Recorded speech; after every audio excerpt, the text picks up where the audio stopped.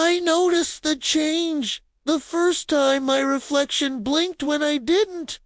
It happened late at night while I was brushing my teeth. The bathroom light flickered once, just for a second, but it was enough to make my heart skip a beat. When I looked back at the mirror, everything seemed normal until my reflection smiled. I wasn't smiling. My lips were frozen in place, but the thing in the mirror slowly, impossibly, lifted the corners of its mouth, stretching them wider than any human face should. I stumbled back, my breath shaking. The reflection stayed right there, pressed close to the glass, its eyes locked on mine. It was breathing when I wasn't.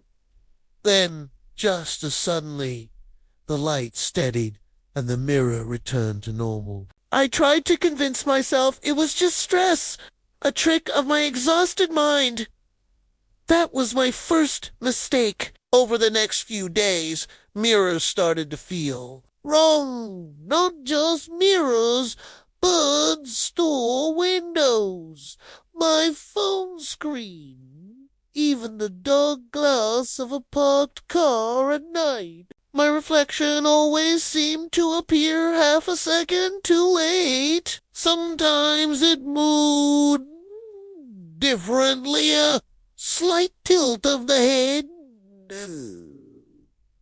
A gesture I didn't make. Other times, it just stared too long, its gaze unnervingly intense. I started avoiding looking at myself, but that only made the feeling worse. Like something was patiently waiting for me to let my guard down. On the fifth night, I woke up to whispering. It wasn't coming from the room. It felt like it was coming from inside my head. A soft, patient voice, repeating my name over and over, as if practicing it. I shot up in bed, heart pounding, and felt something cold against my face.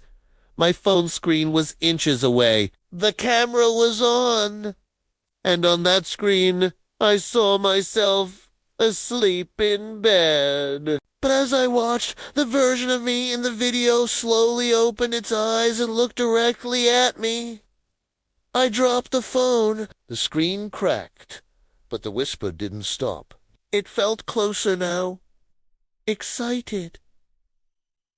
The next morning, people started acting strange. My coworker asked if I was feeling better after yesterday's breakdown. I hadn't had one. My neighbor waved and said, "You look different today." Calmer. My stomach turned. I went home and checked the security footage from my apartment hallway. And there it was. At 3:12 a.m. there I was, what looked like me standing outside my own door, staring directly into the camera for 6 full minutes without blinking once. I didn't remember any of it.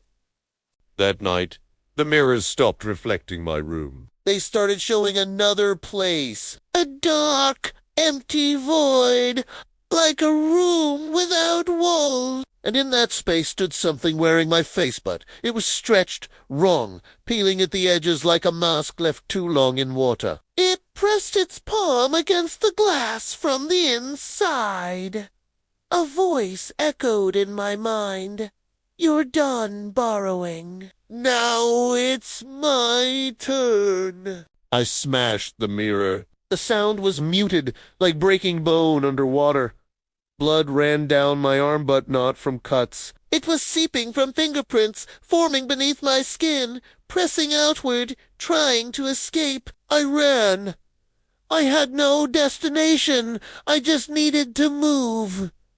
But everywhere I went, I saw myself. Reflections in windows watching me. Phone screens blinking on by themselves. Smiles didn't belong to me. When I finally stumbled back to my apartment, exhausted and shaking, I found the door unlocked. Inside, the lights were on.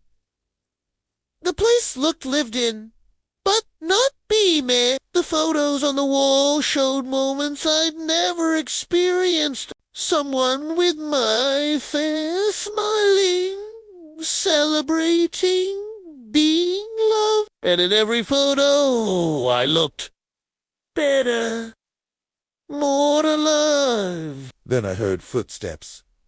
I stood frozen as someone walked out of my bedroom. It was wearing my clothes, my face, my body. It smiled gently, almost with pity. Thank you, it said, its voice my own. I needed a life. I tried to scream, but no sound came out. My reflection stepped closer, and the world began to feel thin, fragile, like glass about to shatter. The last thing I saw was myself closing my eyes. Now I live behind mirrors, watching, waiting. So the next time you look at your reflection and feel like something is off, that might not be your imagination. It might be me. Thanks for watching.